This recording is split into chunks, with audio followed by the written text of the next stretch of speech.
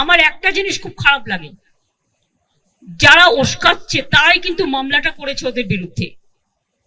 চাকরিগুলো কিন্তু আমাদের জন্য যায়নি, চাকরিগুলো যাদের যাবার পথে দাঁড়িয়েছে সেটার জন্য দায়ী যারা, আমি তাদের বলবো এটা না করলেই পারতেন।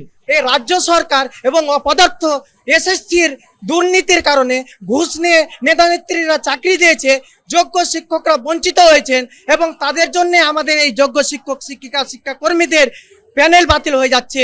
কিন্তু এদের জীবন শেষ হয়ে যাচ্ছে, এদের ফ্যামিলি শেষ হয়ে যাচ্ছে, এদের রুজি রুটি শেষ হয়ে যাচ্ছে।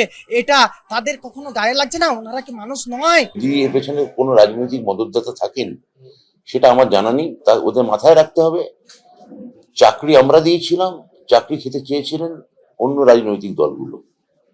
তাহলে ওদের বুঝে নেওয়ার বা বেছে নেওয়ার দরকার আছে যে সরকার ওদের সঙ্গে না রাজনৈতিক দলগুলো ওদের সঙ্গে। যত অপরাধ সব যদি বিরোধীদের ঘাড়ে হয়, তাহলে পরীক্ষায় দুর্নীতি করা হয়েছে, টাকা নেওয়া হয়েছে, সেটা বিরোধীদের দায়।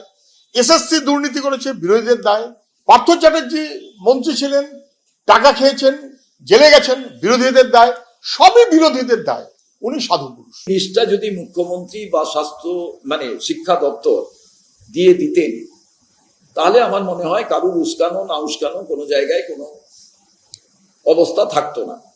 সম্পূর্ণভাবে রাজ্য সরকার দায়ী।